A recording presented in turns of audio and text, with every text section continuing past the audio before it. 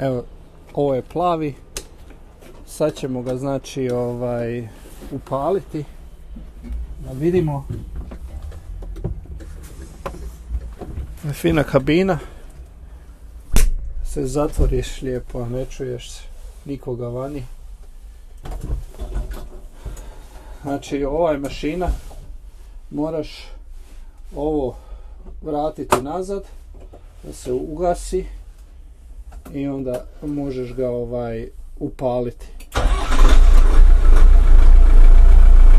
Pali bez problema.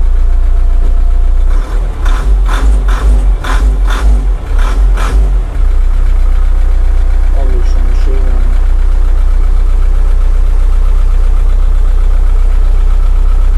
Kada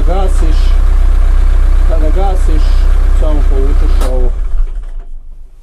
Znači, to si povukao, ugasio si ga i ako ga pališ ponovo, ovdje samo ga vratiš nazad. Da.